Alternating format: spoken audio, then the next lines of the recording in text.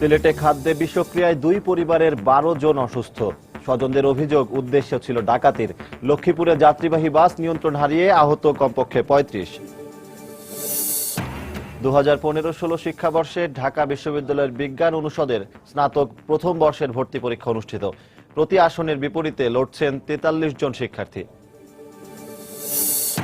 রাজধানীতে নির্ধারিত ভাড়ায় সিএনজি অটোরিকশা চালানোর নির্দেশ বাস্তবায়ন নিয়ে সংশয়ে যাত্রীরা। দুশ্চিন্তায় চালক, রাস্তায় থাকবে ভ্রাম্যমাণ আদালত। পাচারকারীদের হাত থেকে রক্ষা পেলেও ভারতের ৫ অবুঝ শিশুর দুর্ভোগ চরমে। মা বাবার কাছে ফিরে যেতে ব্যাকুলতা। আইনি জটিলতার কথা বলছেন সংশ্লিষ্টরা। এবং শেখ কামাল ক্লাব কাপের ফাইনালে আজ মুখোমুখি হচ্ছে স্বাগতিক চট্টগ্রাম আবাহনী ও কলকাতা ইস্টবেঙ্গল। দু দলেরই লক্ষ্য শিরোপা।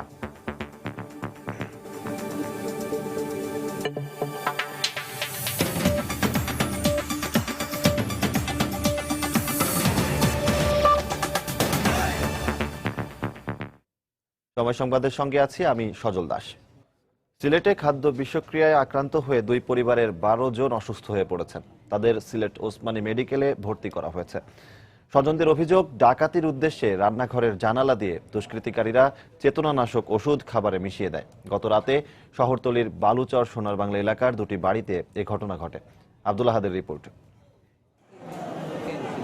অচেতন অবস্থা থেকে জ্ঞান ফেরা রোগীরা জানান, রাতে খাওয়ার পর তাদের মাথা ঘুরতে থাকে। পরে একে একে অজ্ঞান হয়ে পড়েন তারা। এরপর স্বজনরা উদ্ধার করে তাদের ভর্তি করে হাসপাতালে। খাওয়ার পরে কিছু বিশ্রাম নিয়েছি, বলতে পারি না। তারপর যখন আমি আমার নিজের বাসায় চলে যাব, তখন কিছু মাথায় বাল্লা আর কিছু হইতারাম না। খাওয়ার পরে আমি বাথরুমে গিয়ে আমার আল জল করে, এর মাঝে আমিও নিজে ওই যে পড়ছি মেডিকেল কিলা আইসি না আইসে হইতে পারি না। বালুচর এলাকায় সম্প্রতি ডজনেরও বেশি ডাকাতির ঘটনা ঘটেছে। স্বজনদের অভিযোগ, এই দুটি বাসায়ও ডাকাতির উদ্দেশ্যে দুষ্কৃতিকারীরা রান্নাঘরের জানালা দিয়ে খাবারে চেতনানাশক ঔষধ মিশিয়ে দেয়। জানালার পাশে কুড়িয়ে পাওয়া এমন কিছু ঔষধও ডাক্তারের কাছে হস্তান্তর করা হয়েছে। প্রতিদিন যেভাবে খাওয়া দাওয়া করে সেভাবে খাওয়া দাওয়া করছে। পরে দুধের মধ্যে মনে কেউ কিছু মিশাইছে, সম্ভবত ডাকাতি করার জন্য। ঘুমোর ট্যাবলেট সেসিয়া তারা যে করছে, তো তরকারি দিলাইছে। কি কারণে তা হয়েছে নিশ্চিত নন চিকিৎসকরা। ওনারা সবাই প্রথম দিকে যারা খাইছিলেন, তাদের থেকে পরবর্তী যারা খাইছেন তারা একটু বেশি হয়ে যান, মানে ওনাদের একটু সেন্স একটু মানে কমতে থাকে। বলতে পারতেছি না এটা কী ধরনের পয়জনিং, তবে আমরা আননোন পয়জনিং, এটা আসলে ফরেন্সিক করার পরে এটা শিওর হওয়া যায় আর কি। রোগীদের মধ্যে ২ জন ছাড়া বাকিদের জ্ঞান ফিরেছে। এই দুজনের অবস্থা গুরুতর বলে জানান চিকিৎসকরা। আব্দুল আহাদ, সময় সংবাদ, সিলেট। লক্ষ্মীপুরে যাত্রীবাহী বাস নিয়ন্ত্রণ হারিয়ে গাছের সঙ্গে ধাক্কা লেগে কমপক্ষে ৩৫ জনের যাত্রী আহত হয়েছেন। এদের মধ্যে ৫ জনের অবস্থা আশঙ্কাজনক। ফায়ার সার্ভিস ও প্রত্যক্ষদর্শীরা জানান, বরগুনা থেকে চট্টগ্রামগামী রাখি পরিবহনের একটি বাস গত রাত ৩টার দিকে লক্ষ্মীপুর শহরের পৌর বাস টার্মিনাল এলাকায় পৌঁছলে বাসটি নিয়ন্ত্রণ হারিয়ে একটি গাছের সাথে ধাক্কা লাগে। এতে বাসটির সামনের অংশ দুমড়ে মুচড়ে যায়। এ সময় কমপক্ষে ৩৫ যাত্রী আহত হন। পরে এলাকাবাসী ও ফায়ার সার্ভিসের কর্মীরা আহতদের উদ্ধার করে সদর হাসপাতালে পাঠান।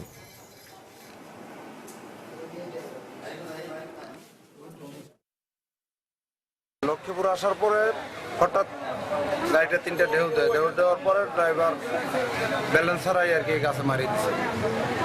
ড্রাইভার নাকি আপনার আজকে ৩০ দিন পর্যন্ত একা একটানা গাড়ি চালাইতেছে। খুব ওভারলোড ছিল, স্পিড ছিল গাড়িটা, নিয়ন্ত্রণ হারিয়ে তারা গাছের সাথে মেরে দিচ্ছে। এই প্রথমে আমরা ৯ জনকে হাসপাতালে পাঠাইছি, এরপর আহত অবস্থায় মোট ১৫ জনকে আমরা হাসপাতালে প্রেরণ করছি। রাজধানীতে ১ নভেম্বর থেকে নতুন করে নির্ধারিত ভাড়ায় চালাতে হবে সিএনজি অটোরিকশা। ভাড়া প্রথম ২ কিলোমিটার ৪০ টাকা ও পরবর্তী প্রতি কিলোমিটার ১২ টাকা। তবে গণপরিবহনের সংকট বজায় থাকায় সরকারি নির্দেশ বাস্তবায়ন নিয়ে সংশয় যাত্রী ও প্রাইভেট অটোরিকশা মালিকদের। অন্যদিকে চালকদের দাবি, যানজট নিরসন, অতিরিক্ত টাকা জমা নেওয়া ও পুলিশ হয়রানি বন্ধ করা প্রয়োজন। বিআরটিএ জানিয়েছে, পর্যাপ্ত সংখ্যক ভ্রাম্যমাণ আদালত থাকবে রাজধানীর সড়কগুলোতে। মিজানুর রহমান কবিরের রিপোর্ট। রাজধানী ঢাকায় বিআরটিএ অনুমোদন দিয়েছে মাত্র ১৩,০০০ সিএনজি অটোরিকশার। ব্যক্তি মালিকানা ও আশপাশের শহর থেকে এসে চলে আরও ১,০০০ গাড়ি। 2002 সালের আগে 35,000 বেবি ট্যাক্সি চলাচল করলেও পরবর্তীতে সিএনজি অটোরিকশার সংখ্যা 13,000-এই সীমাবদ্ধ রাখে কর্তৃপক্ষ। ফলে গণপরিবহন সংকটকে পুঁজি করেই সিএনজি অটোরিকশার চালক ও মালিকরা অতিরিক্ত ভাড়ার ফাঁদে ফেলেন যাত্রীদের। তাড়াহুড়ার মধ্যে আমাদের বাধ্য হই আমরা এই সমস্ত ইনাদের কথা মানতে বাধ্য হই। ওনারা এমনভাবে সিন্ডিকেট করে রাখে, ভাড়া যেটা বলবে সবাই একই, যার কাছে যেমন পায় আর কি। আমরা পাবলিকরা জিম্মি হয়ে গেছি। আজকে গাড়ি সংকটের কারণে কিন্তু যাত্রীরা রাস্তায় হয়রানি হচ্ছে আর তারা অধিক মুনাফা লাভ করতেছে। চালকদের দুশ্চিন্তা, যানজট আর পুলিশি হয়রানি নিয়ে। এছাড়া মালিক পক্ষের 900 টাকা জমা নেওয়ার নিয়ম মানা নিয়েও শঙ্কিত তারা। সমস্যা আমরাও যদি মালিক চাপ দিতে আমরা যাত্রীর উপর চাপ দিতে হবে, মিটার ছাড়া চালাতে হবে। যানজটটা বেশির কারণে মিটার তো অনেক বিলে পড়ে। মিটারবিহীন অটোরিকশা চলাচলে বিআরটিএর এই নিষেধাজ্ঞায় বিপাকে পড়েছেন ব্যক্তিগত হিসেবে নিবন্ধন নেওয়া পরিবহনের চালক ও মালিকরা। হাইকোর্টের নির্দেশনা আছে আমাদের গাড়িগুলো চলার জন্য। এই গাড়িগুলো মিটারে ভাড়া মারে কিনা, চুক্তিতে ভাড়া মারে কিনা, এটা আমরা রাস্তায় থাকবো আমাদের গাড়িগুলো কোয়ারি করার জন্য। অন্যদিকে নতুন হারে ভাড়া ও জমার বিধান কার্যকর করতে বিআরটিএ সচেষ্ট বলে দাবি প্রতিষ্ঠানটির চেয়ারম্যানের। নভেম্বর 1 তারিখে বিআরটিএর নির্বাহী ম্যাজিস্ট্রেট থাকবে 6 জন, জেলা প্রশাসনের পক্ষ থেকে আরো কয়েকজন নির্বাহী ম্যাজিস্ট্রেট যাতে দেওয়া হয়, তাদের পক্ষ থেকে যেন একটা ভ্রাম্যমাণ আদালত পরিচালনা করা। মিজানুর রহমান কবির, সময় সংবাদ, ঢাকা। দেখছেন সময় সংবাদ। ঢাকা বিশ্ববিদ্যালয়ের বিজ্ঞান অনুষদভুক্ত ক ইউনিটে স্নাতক প্রথম বর্ষের ভর্তি পরীক্ষা অনুষ্ঠিত হয়েছে। সকাল 10টা থেকে 11:30টা পর্যন্ত 1.5 ঘন্টার পরীক্ষায় অংশ নেয় 71,350 জন শিক্ষার্থী। ঢাকা বিশ্ববিদ্যালয়ের 56টি ও ক্যাম্পাসের বাইরে 20টি স্কুল কলেজ সহ মোট 76টি কেন্দ্রে একসাথে এই পরীক্ষা অনুষ্ঠিত হচ্ছে। এবার ক ইউনিটের আসন সংখ্যা 1,660টি, যেখানে প্রতি আসনের বিপরীতে লড়ছেন 43 জন শিক্ষার্থী। বিশ্ববিদ্যালয়ের বিজ্ঞপ্তিতে জানানো হয়, পরীক্ষার হলে ক্যালকুলেটর, মোবাইল ফোন বা টেলিযোগাযোগ করা যায় এমন কোনো ইলেকট্রনিক্স ডিভাইস বা যন্ত্র ব্যবহার করা যাবে না। পরীক্ষার সময় মোবাইল কোর্ট দায়িত্ব পালন করবে বলেও জানানো হয়। সকালে ক ইউনিটের ভর্তি পরীক্ষায় জালিয়াতির অভিযোগ সন্দেহে চক্রের 12 সদস্যকে আটক করে পুলিশ।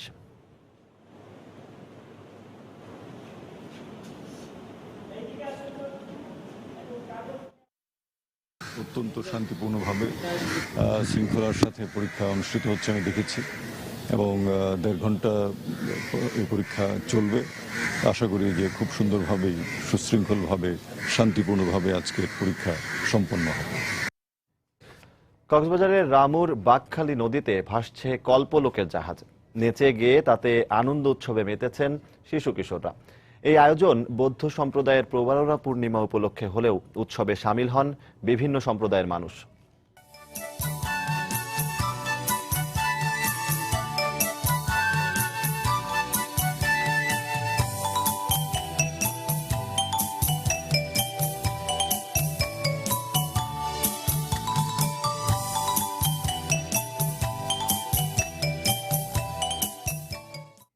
জাহাজ ভাষা উৎসব নিয়ে রিপোর্ট থাকছে সংবাদের শেষাংশে, দেখার আমন্ত্রণ রইল। পাচারকারীদের কবল থেকে রক্ষা পেলেও সহসা দুর্ভোগ থেকে মুক্তি মিলছে না ভারতের 5 অবুঝ শিশুর। চট্টগ্রামের শিশু নিবাসে থাকা এসব শিশু কখন তাদের মা বাবার কাছে ফিরে যেতে পারবে তাও কেউ নিশ্চিত করে বলতে পারছেন না। পরিবারের কাছে ফিরে যেতে সারাক্ষণই কাঁদছে শিশুরা। তবে সংশ্লিষ্টরা বলছেন, আইনি জটিলতা সৃষ্টি হয় আদালতে যাবেন তারা। বিস্তারিত জানাচ্ছেন কমল দে। 2 সপ্তাহের বেশি সময় ধরে পরিবার থেকে বিচ্ছিন্ন দুগ্ধপোষ্য এসব শিশু মা বাবাকে ছেড়ে ভিন দেশের আশ্রয় কেন্দ্রে এখন তাদের স্থান। তারা ফিরে যেতে চায় মা বাবার কাছে। তাই আশ্রয় কেন্দ্রে নতুন কেউ ঢুকলেই তারা খুশি হয় এই ভেবে যে তাদের বাড়ি ফিরিয়ে নেওয়া হবে। কিন্তু যখনই জানতে পারে এখনই তাদের নেওয়া হচ্ছে না, তখনই শুরু হয় কান্না। কেন বাড়িতে কি আছে? মা, বাবু, কাকা, কাকি, বুয়া, দাদা আছে।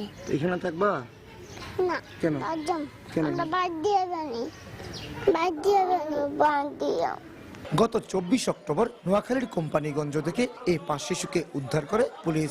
মূলত তাদের পাচারের জন্য ভারতের ত্রিপুরা রাজ্যের রাধাকৃষ্ণনগর থানাধীন বড় গোকুলপুর এলাকা থেকে চুরি করে নিয়ে আসা হয়। এখন তাদের ঠাঁই হয়েছে চট্টগ্রামের শিশু নিবাসে। তারা যদি তাদের বাবা মাকে ফিরে পায়, বাবা মার কাছে চলে যেতে পারে, এটা আসলে খুবই ভালো হবে। এদিকে তাদের ফিরিয়ে দেওয়ার ব্যাপারে জটিলতা সৃষ্টি হয় আদালতের মাধ্যমে তাদের হস্তান্তর করা সম্ভব বলে জানান সমাজসেবা অধিদপ্তরের এই কর্মকর্তা। আদালতের নির্দেশনা পেলে আমরা তাদের বৈধ অভিভাবকের কাছে ফেরত দেবো, এটা আমাদের ডিপার্টমেন্টের নীতি বলল যে এটা আমাদের করতে হবে।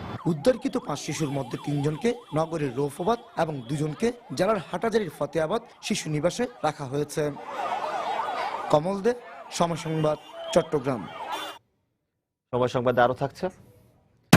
আখাউড়া রেলওয়ে সেকশনে অবৈধ অর্ধশত রেল ক্রসিং দিয়ে প্রতিদিন চলাচল করে শত শত যানবাহন। প্রায়ই ঘটছে দুর্ঘটনা।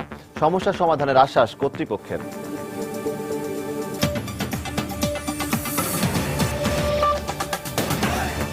1975 সালের 15 আগস্টের পর পাকিস্তানের আইএসআই এর তত্ত্বাবধানে এবং বিএনপির আশ্রয়ে বাংলাদেশে উত্থান হয় জঙ্গিদের। সম্প্রতি লন্ডনে ব্রিটিশ পার্লামেন্টের হাউস অব লর্ডসের কমিটি রুমে Bangladesh election, democracy and the rule of law শীর্ষক সেমিনারে এমন মন্তব্য করেন প্রধানমন্ত্রীর রাজনৈতিক উপদেষ্টা। এতে সরকারি প্রতিনিধি দলের পাশাপাশি বিরোধী দল, জাতীয় পার্টির প্রতিনিধিরা অংশ নিলেও শেষ মুহূর্তে বিএনপির কোনো প্রতিনিধি অংশ নেয়নি। আর সেমিনারের সভাপতি ব্রিটিশ প্রবীণ রাজনীতিবিদ লর্ড এভুব্রি মনে করেন বিএনপির অংশ না নেওয়াটা উচিত হয়নি। বিস্তারিত জানাচ্ছেন লন্ডন প্রতিনিধি শোয়েব কবির। 1975 সালের 15 আগস্টের পর থেকে পাকিস্তানের আইএসআই এর পরিচালনায় এবং বিএনপির আশ্রয়ে শক্তিশালী হয়েছে বাংলাদেশের জঙ্গিরা। আর এই জন্য জামাতে ইসলামী ও বিএনপি দায়ী, এমনটাই দাবি প্রধানমন্ত্রীর রাজনৈতিক উপদেষ্টার। তারা ওই 15 আগস্টের পরে সাথে সাথে সমস্ত এই রাজাকার আলবদর যারা ছিল তাদেরকে নিয়ে, খুনিদের নিয়ে মন্ত্রী করে, কাজে তারা তো বিএনপির প্রশ্রয়ী, বিএনপির আশ্রয়ই তারা পালিত হয়েছে। নেতৃত্ব সংকট কিংবা নিজেরাই দোষী সাব্যস্ত হওয়ার ভয়ে অজুহাত দেখিয়ে এই সেমিনারে শেষ মুহূর্তে আসেননি বিএনপির প্রতিনিধি দল বলে মন্তব্য করেন ডাক ও টেলিযোগাযোগ প্রতিমন্ত্রী। অগ্নি সন্ত্রাসের মাধ্যমে তারা যে মানবাধিকার লঙ্ঘন করেছে এই বিষয়টি আমরা তুলে ধরেছিলাম। সেই বিষয়টির একটা উত্তর তাদের এখানে আসলে দিতে হতো। সম্ভবত সেই উত্তরটি তারা দিতে পারবেন না বিধায় তারা এখানে আসেননি। এদিকে শেষ মুহূর্তে বিএনপি প্রতিনিধি দলের সেমিনারে অংশ না নেওয়াটা উচিত হয়নি বলে মন্তব্য করেন সেমিনারের সভাপতি লর্ড এভুব্রি। আমরা এখানে বাংলাদেশের বিভিন্ন বিষয়ে অত্যন্ত ফলপ্রসূ আলোচনা করেছি। বিএনপি প্রথমে আসবে বললেও শেষ মুহূর্তে বিভিন্ন অজুহাত দেখিয়ে সেমিনারে আসেনি, যা অত্যন্ত হতাশাজনক।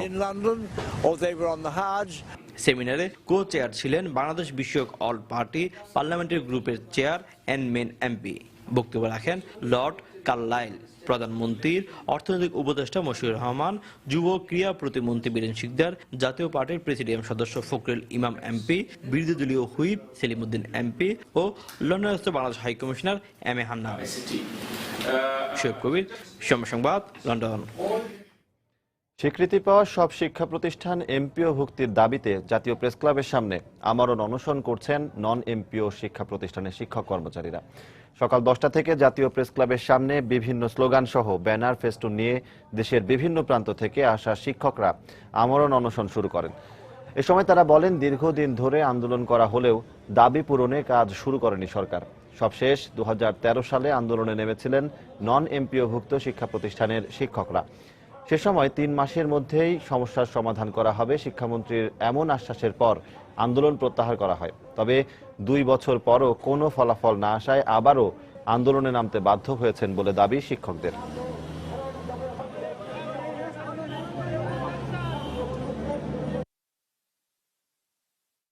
অর্থের অভাবে আজ আমাদের পিঠ দেওয়ালে ঠেকে যাচ্ছে। ছেলে মেয়ে নিয়ে না খেয়ে অনাহারে অর্ধাহারে আমাদের দিন কাটছে। আমরা মানবতার জীবনযাপন করতেছি। আমাদের এই বাংলাদেশের শিক্ষা ক্ষেত্রে যত সফলতা, অর্ধেক ছাত্রছাত্রী আমরা ভালোভাবে পাঠদান করে এই শিক্ষার্থী ঝুরি পড়ার থেকে আমরা রোধ করে যাচ্ছি। অথচ আমাদের অত্যন্ত দুঃখজনক যে সরকার আমাদের একটি পয়সাও বেতন দেয় না। আমরা দীর্ঘ 15 বছর যাবত বিদ্যালয়ে খাটতেছি, কোনো কাজ বেতন পাচ্ছি না। এই কারণে আমরা আজ রাজপথে দাঁড়িয়েছি, এই প্রেস ক্লাবের সামনে দাঁড়িয়েছি, আমরা অনশন পালন করতেছি। এই মুহূর্তে জাতীয় প্রেস ক্লাবের সামনে আছেন রিপোর্টার রাশেদ বাপ্পি। আমরা সরাসরি চলে যাচ্ছি তার কাছে। বাপ্পি, সকাল থেকে কিন্তু বিভিন্ন দেশের বিভিন্ন প্রান্ত থেকে শিক্ষকরা জড়ো হচ্ছেন। এখানে মূলত তাদের যে দাবিটা, এখানে জড়ো হয়ে তারা গণ অনশন পালন করছেন আজকে। তারা এমপিও ভুক্তির দাবিতে আজকের এই গণঅনশন চলছে। এর আগেও তারা কিন্তু বিগত 5 দিন ধরে কিন্তু তারা বিভিন্ন কর্মসূচি পালন করেছেন রাজধানীর কেন্দ্রীয় শহীদ মিনারের পাদদেশে। আর আজকে শহীদ জাতীয় প্রেস ক্লাবের সামনে সকাল 10টা থেকেই দেশের বিভিন্ন প্রান্ত থেকে নন এমপিও ভুক্ত শিক্ষার্থীরা জড়ো হতে থাকেন। তাদের মূলত দাবি হচ্ছে যে সকল স্বীকৃতিপ্রাপ্ত নন এমপিও ভুক্ত শিক্ষা প্রতিষ্ঠান রয়েছে তাদেরকে যেন অতি সত্বর এমপিও ভুক্ত করে নেওয়া হয়। আর এখানে আমি এখানে বলে রাখতে চাই এখানের শিক্ষকরা যে দাবিটি করছে তারা হচ্ছে 2010 সালে মাননীয় প্রধানমন্ত্রী 1624টি নন এমপিও ভুক্ত শিক্ষা প্রতিষ্ঠানকে এমপিও ভুক্ত করার ঘোষণা দিয়েছিলেন এবং সেই 1624টি শিক্ষা প্রতিষ্ঠান কিন্তু এমপিও ভুক্ত হয়েছে। এবং একই সাথে সেই সময়ে তিনি ঘোষণা করেছিলেন যে পর্যায়ক্রমে দেশের অন্যান্য যেসব প্রতিষ্ঠান রয়েছে নন এমপিও ভুক্ত তাদেরকেও এমপিও ভুক্ত করা হবে। কিন্তু দিনের পর দিন চলে গেছে, তাদের আশ্বাস এখনো বাস্তবায়ন করা হয়নি। পরবর্তীতে শিক্ষকরা 2013 সালে কিন্তু এই শিক্ষকরাই এমপিও ভুক্তির দাবিতে একই রকম আন্দোলনে নেমেছিলেন। তারা আন্দোলন করেছিলেন এমপিও ভুক্তির দাবিতে, কিন্তু তারপরেও কিন্তু তাদেরকে সেই এরপরে সরকারের পক্ষ থেকে যেমনটা বলা হয়েছিল তাদেরকে 3 মাসের মধ্যে 2013 সালে বলা হয়েছিল 3 মাসের মধ্যে তাদের এমপিও ভুক্ত করে নেওয়া হবে, কিন্তু 2 বছর পার হলেও কিন্তু তাদের এমপিও ভুক্ত করা হয়নি। আর এ কারণেই কিন্তু এই শিক্ষকরাই আজকে আবার সেই রাস্তায়, যে শিক্ষকদের অবস্থান থাকার কথা ছিল বিদ্যালয়ে বা শিক্ষা প্রতিষ্ঠানে, তারা কিন্তু এখন রাস্তায় নেমে এসেছেন। আপনি দেখতে পাচ্ছেন এখানে শিক্ষকরা কিন্তু শুয়ে বসে সবাই কিন্তু আমরণ অনশন করছে যতক্ষণ পর্যন্ত তাদের এই এমপিও ভুক্ত করা হবে না, তাদের সেই দাবি বাস্তবায়ন করা হবে না, ততক্ষণ পর্যন্ত কিন্তু তারা আমরণ অনশন চালিয়ে যাবেন, এমনটাই তারা বলছেন। এখান থেকে সর্বশেষ অবস্থা ছিল এই। সজল, স্বামী ও ক্লিনিক মালিকের যোগসাজশে এক অন্তঃসত্ত্বা মাকে না জানিয়ে আগাম গর্ভপাতের চেষ্টা অভিযোগে গতরাতে রাজধানীর এক ক্লিনিক মালিককে আটক করেছে পুলিশ। ভুক্তভোগী ওই নারীর পরিবারের স্বজনরা জানিয়েছেন 5 মাসের অন্তঃসত্ত্বা ওই নারীকে কৌশলে রাজধানীর মগবাজারের মুক্তি ম্যাটারনিটি ক্লিনিকে নিয়ে আসেন তার স্বামী বাঁধন। এক পর্যায়ে তার গর্ভপাত ঘটানোর চেষ্টা করেন ডাক্তাররা।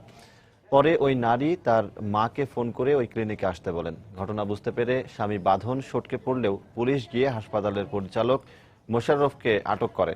পরে অসুস্থ ওই নারীকে ঢাকা মেডিকেলে ভর্তি করা হয়। ঘটনার পর থেকে মুক্তি ম্যাটারনিটি ক্লিনিকটি বন্ধ রয়েছে। আমি ছেলের বাসায় গেছি, যা দেখো তালা মারা দেখে আমার মনটা খুশি। পরে মেয়েরা ফোন দিয়েছি, ছেলে ধরছে। পরে মেয়ে 3-4 ঘন্টা পর একটা মহিলা নার্স মেডিকেল, ওইখান থেকে ফোন দিছে, আম্মু আমি একটা মেডিকেলে আসছি। এবার আমি দৌড়ে ঢুকছি, খুললে দিই মেয়ে। পরে মেয়ের ঝড় প্রচুর কাঁদতেছি। পরে বল জ্বরে নিয়েছে আনছে গে, জামাই আনছে আর শ্বশুর আনছে। 1,60,000 টাকা দিয়েছে ডক্টরে বাচ্চা নষ্ট করার জন্য। ব্রাহ্মণবাড়িয়ার আখাউড়া রেলওয়ে সেকশনে রয়েছে অন্তত অর্ধশত অবৈধ ও অরক্ষিত রেল ক্রসিং। এসব রেল ক্রসিং এর উপর দিয়ে প্রতিদিন চলাচল করে পথচারী সহ শত শত যানবাহন। স্থানীয়দের অভিযোগ, গেট না থাকায় প্রায়ই ঘটছে দুর্ঘটনা। অবশ্য সমস্যার সমাধানে শিগগিরই গেট নির্মাণ করা হবে বলে জানিয়েছেন স্থানীয় সরকার প্রকৌশল অধিদপ্তরের কর্মকর্তারা। উজ্জ্বল চক্রবর্তীর তথ্য ও জুয়েলুর রহমানের ছবি নিয়ে ডেস্ক রিপোর্ট। দেশের উত্তর পূর্বাঞ্চলীয় railway zone Akhaura, Ashuganj, Mukundapur, Gangasagar railway সেকশনে অরক্ষিত এবং অবৈধ লেভেল ক্রসিং রয়েছে। এসব লেভেল ক্রসিং দিয়ে প্রতিদিন জীবনের ঝুঁকি নিয়ে পারাপার হচ্ছে পথচারী সহ অসংখ্য যানবাহন। আর গেট না থাকায় প্রায়ই ঘটছে দুর্ঘটনা।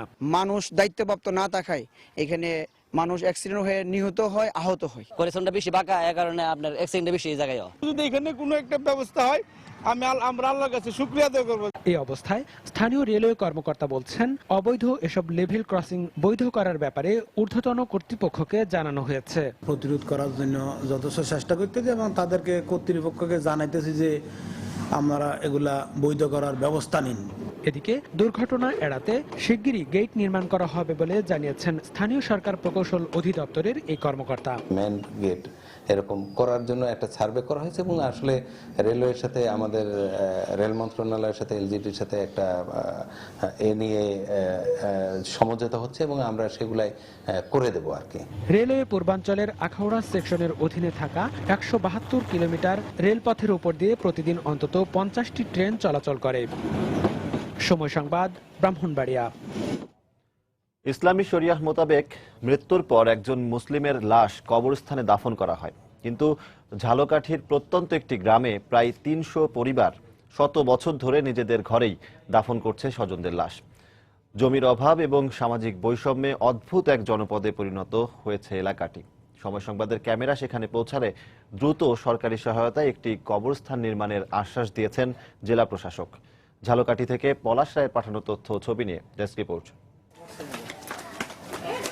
ঘরের আঙিনা থেকে উঠোন, এমনকি শোবার ঘরের মেঝেতে যত্রতত্র মৃত ব্যক্তির কবর। খুব অদ্ভুত শোনালেও পূর্বপুরুষের কবরের সাথেই নিত্য বসবাস ঝালকাঠির কাঠালিয়া উপজেলার আমুয়া ইউনিয়নের সর্দারপাড়ার বাসিন্দাদের। দীর্ঘদিন ধরে মৎস্যজীবী নিম্ন আয়ের মানুষগুলো একখণ্ড জমির অভাবে প্রিয়জনকে দাফন করছেন নিজের ঘরেই। বিস্ময়কর ভাবে কারো কারো আঙিনায় দেখা মেলে একাধিক কবরের।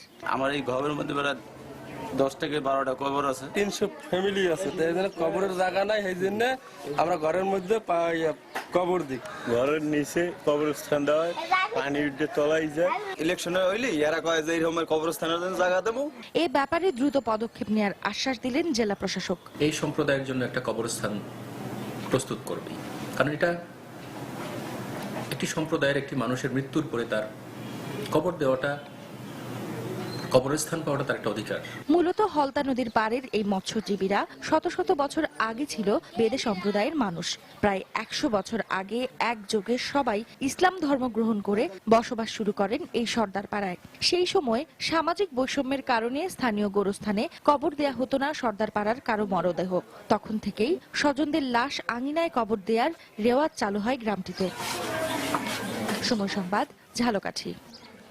কুষ্টিয়ার ভেড়ামারায় ভারত বাংলাদেশ বিদ্যুৎ সঞ্চালন কেন্দ্র পরিদর্শনে গেছেন ভুটানের প্রধানমন্ত্রী, বাংলাদেশের তথ্যমন্ত্রী ও বিদ্যুৎ প্রতিমন্ত্রী সহ দুদেশের বিশেষ প্রতিনিধি দল।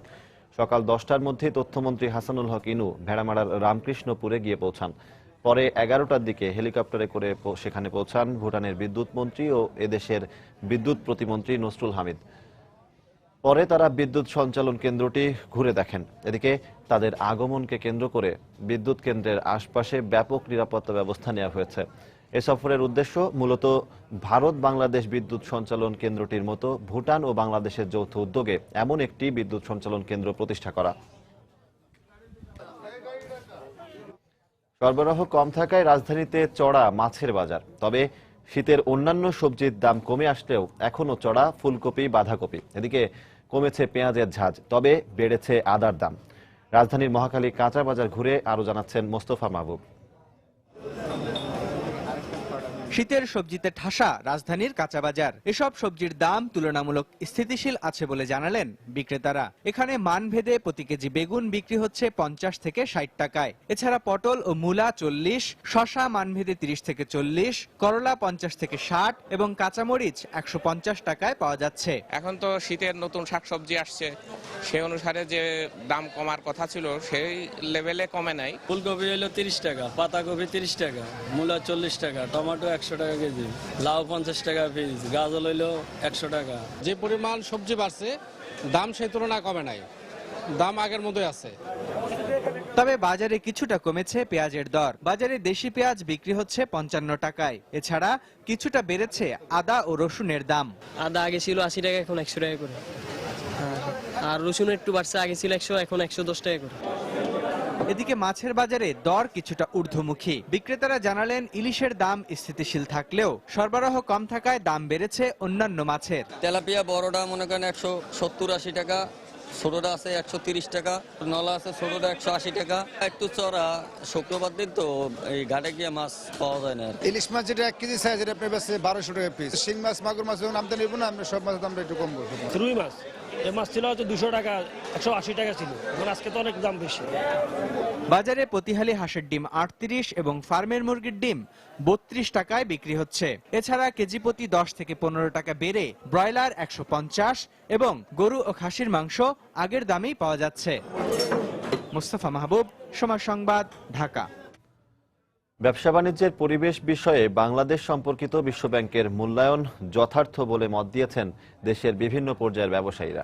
এক্ষেত্রে যেসব সূচকে বাংলাদেশের অবনতি দেখানো হয়েছে সেসব ক্ষেত্রে দ্রুত প্রতিকারমূলক পদক্ষেপ নিতেও সরকারের প্রতি আহ্বান জানিয়েছেন তারা। তবে বিশ্বব্যাংকের প্রতিবেদনকে কিছুটা বিভ্রান্তিকর উল্লেখ করে সরকারের পক্ষ থেকে বিনিয়োগ বান্ধব পরিবেশ নিশ্চিত করতে সব ধরনের উদ্যোগ নেওয়া হচ্ছে বলে জানিয়েছেন অর্থ ও পরিকল্পনা প্রতিমন্ত্রী।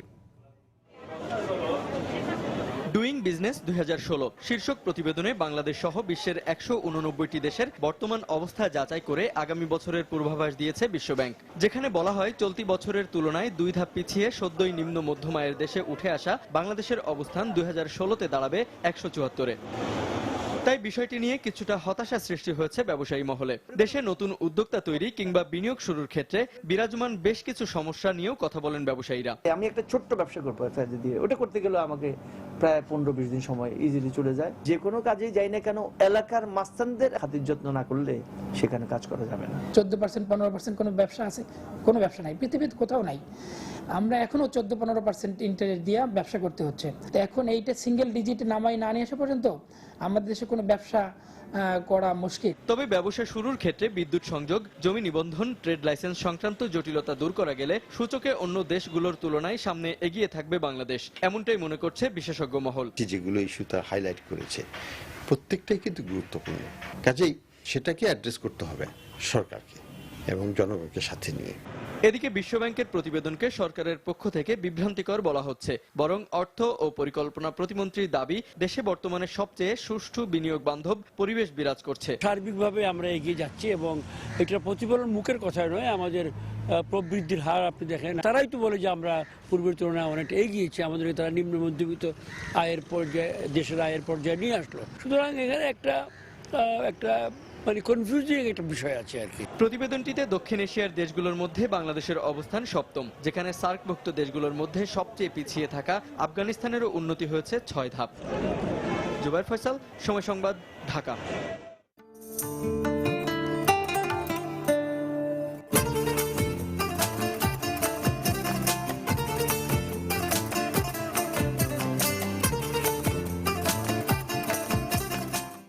বয়ঃসন্ধিকাল একটি সুনির্দিষ্ট প্রক্রিয়া, যার মাধ্যমে একটি শিশুর শরীর ধীরে ধীরে একজন প্রাপ্তবয়স্ক মানুষে পরিণত হয়। হঠাৎ করে নিজের শারীরিক ও মানসিক পরিবর্তনে নানা প্রশ্নের জন্ম দেয় তাদের মনের মাঝে। আর এই সময়ে শিক্ষক ও অভিভাবককেই বেশি দায়িত্বশীল হতে হবে বলে মত চিকিৎসকদের। সিরাজগঞ্জ থেকে রিঙ্কু কুণ্ডুর পাঠানো তথ্য ও ছবি নিয়ে ডেস্ক রিপোর্ট। পাঠ্য বইয়ে বয়ঃসন্ধিকালীন বিষয় অন্তর্ভুক্ত থাকায় এবং শিক্ষকরা ধারাবাহিকভাবে স্কুলে খোলামেলা আলোচনা করায় নিজেদের সমস্যার কথাগুলো বলার সুযোগ পাচ্ছে কিশোর কিশোরীরা। পাশাপাশি অভিভাবকদের সঙ্গে আলোচনা করেও শারীরিক পরিবর্তনের বিভিন্ন অজানা বিষয় সম্পর্কে জানতে পারছে তারা।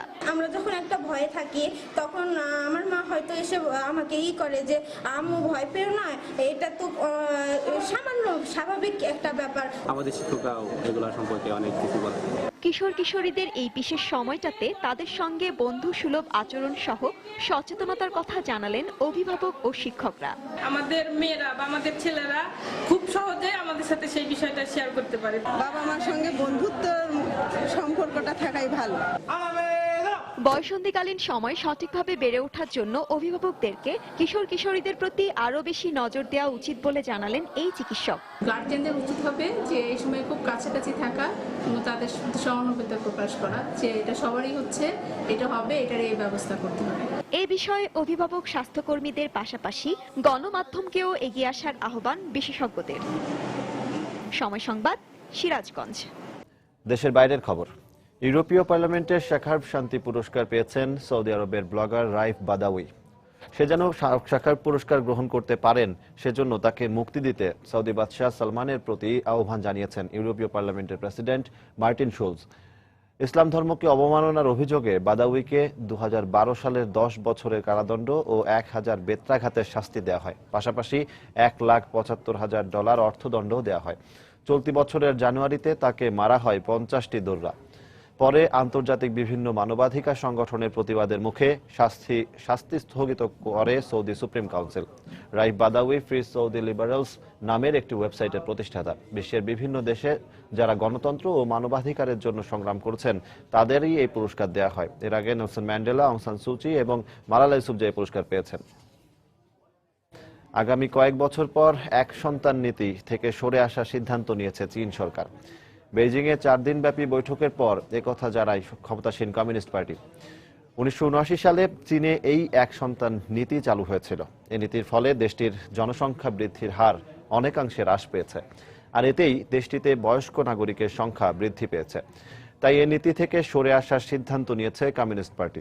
এক সন্তান নীতির কারণে এ পর্যন্ত চীনে 400 মিলিয়ন শিশুর জন্ম প্রতিরোধ হয়েছে। এক সন্তান নীতি চালুর পর থেকে যারাই এই নীতি অমান্য করেছে তাদেরকে জেল জরিমানা সহ বিভিন্ন শাস্তি দেওয়া হয়েছে।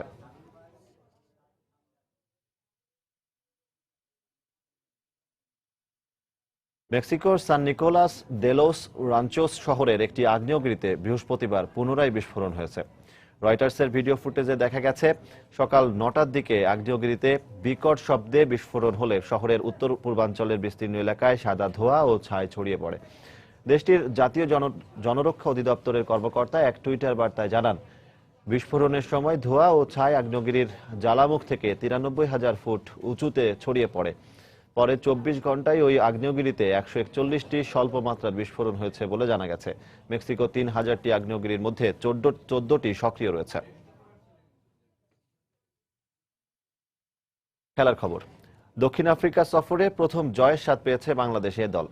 গোয়াটেং এর বিপক্ষে 2 উইকেটে জয় পেয়েছে সৌম্য লিটনরা। ম্যাচের শুরুতে টসে জিতে গোয়াটেংকে ব্যাটিংয়ে পাঠায় দল।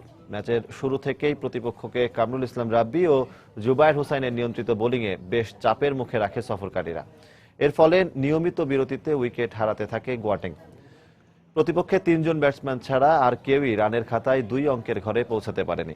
শেষ পর্যন্ত সবকটি উইকেট হারিয়ে 100 রান সংগ্রহ করে গোয়াটেং।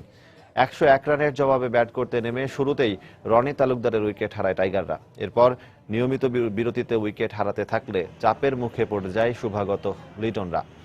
তবে সৌম্য সরকারের 20 ও মোসাদ্দেক হোসাইনের 26 রানের উপর ভর করে 8 উইকেট হারিয়ে জয়ের লক্ষ্যে পৌঁছে যায় বাংলাদেশ এ দল। শেখ কামাল ক্লাব কাপের খবর। শেখ কামাল ক্লাব কাপের শিরোপার লড়াইয়ে আজ মাঠে নামছে স্বাগতিক চট্টগ্রাম আবাহনী ও কলকাতার ইস্ট বেঙ্গল। প্রথম আন্তর্জাতিক অংশগ্রহণে শিরোপা জয়ের স্বপ্ন চট্টগ্রাম আবাহনীর। অন্যদিকে আসরে এখন পর্যন্ত অপরাজিত দল ইস্ট বেঙ্গল। ফাইনালেও সে ধারাবাহিকতা ধরে রেখে শিরোপা জিতে দেশে ফিরতে চায় কলকাতার জায়ান্টরা। বিস্তারিত পার্থপ্রতিম বিশ্বাসের রিপোর্টে। শেখ কামাল আন্তর্জাতিক ফুটবল টুর্নামেন্টের আগে ঘরোয়া ও আন্তর্জাতিক কোনো আসরেই সাফল্য ছিল না চট্টগ্রাম আবাহনীর। কিন্তু শেখ রাসেল থেকে ধারে বেশিরভাগ ফুটবলার দলে ভেড়ানো ক্লাবটিকে এখন চেনাই যাচ্ছে না একদম। প্রথম ম্যাচে ইস্ট বেঙ্গলের কাছে হারের পর থেকেই শুরু হয়েছে স্বপ্নযাত্রা। ধাপে ধাপে নিজেদের সামর্থ্যের প্রমাণ দিয়ে ফাইনালের মঞ্চে এখন বন্দরনগরীর দলটি। আর এক ধাপ পেরোলেই স্বপ্নের শিরোপা।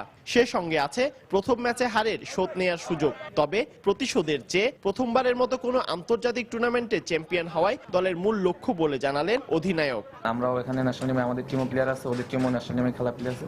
সো ম্যাচটা আমার কাছে সেটাই মনে হয় যে ইন্ডিয়া এবং বাংলাদেশের ম্যাচ। প্রায় 12 বছর আগে দেশের বাইরে ইন্দোনেশিয়ায় অনুষ্ঠিত আসিয়ান ক্লাব কাপের কোন টুর্নামেন্ট জিতেছিল পশ্চিমবঙ্গের শক্তিশালী দল ইস্ট বেঙ্গল। 95 বছরের ফুটবল ইতিহাসে নিজেদের শোকেসে শোভা বাড়িয়েছে বড় বড় আরো অনেক শিরোপা। তবে দীর্ঘদিন পর প্রতিবেশী দেশ বাংলাদেশ থেকে শিরোপা জিতে দেশে ফিরতে চায় কলকাতার জায়ান্টরা। দলের 14 জন খেলোয়াড় ভারতীয় ফুটবল লিগ আইএসএল খেলতে যাওয়ায় অনেকটা তারুণ্য নির্ভর দল নিয়ে এসেছিল ইস্ট বেঙ্গল। আর সেই কারণে নিজ দেশের মিডিয়া তোপে পড়তে হয়েছিল দলটিকে। তাই ফাইনাল ম্যাচটিকে নিজেদের প্রমাণের মঞ্চ হিসেবেই দেখছেন অধিনায়ক। সেমিফাইনালও আমরা একটা লোকাল টিমের সঙ্গে খেলেছিলাম, আর ফাইনালও তাই খেলবো।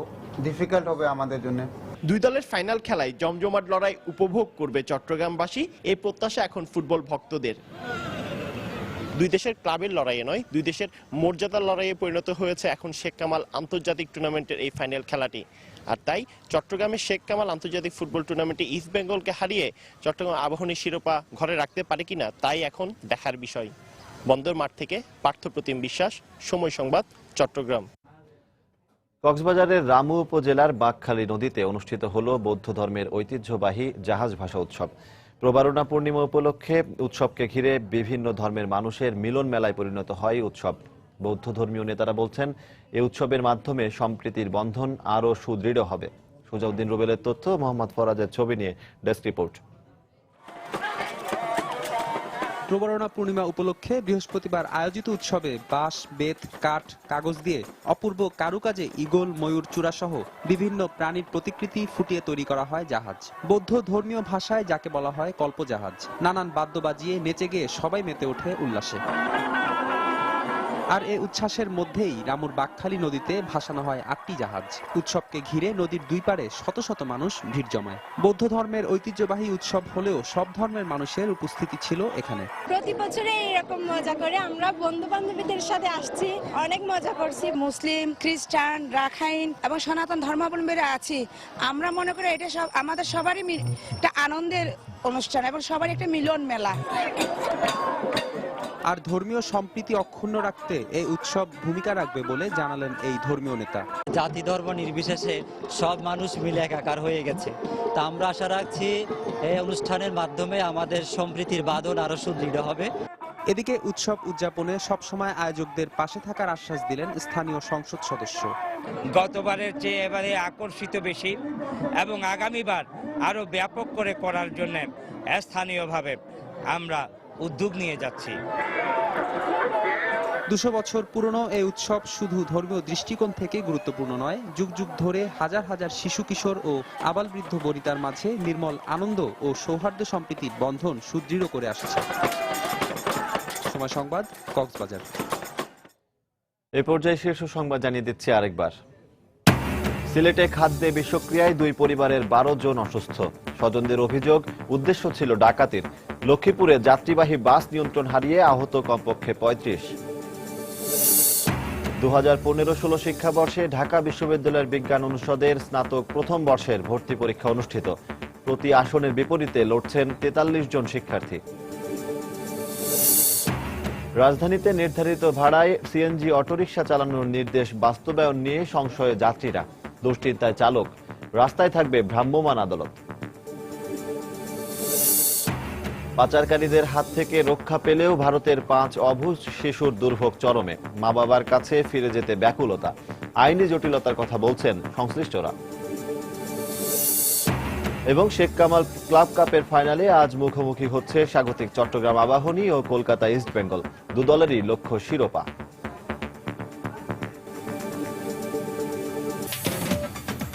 এই ছিল এখনকার মতো। যে কোনো খবর পেতে ভিজিট করুন সময়নিউজ.tv। যে কোনো বাংলা লিংক, রবি ও সিটিসেল নম্বর থেকে সময় সংবাদের খবর, অনুষ্ঠান সম্পর্কে জানতে এবং যে কোনো তথ্য সময় সংবাদকে জানাতে ডায়াল করুন 16242 নম্বরে। এছাড়া এই মাত্র পাওয়া খবর আপনার মোবাইলে পেতে SMS করুন *SN লিখে পাঠিয়ে দিন 16242 নম্বরে। সঙ্গে থাকুন সময়।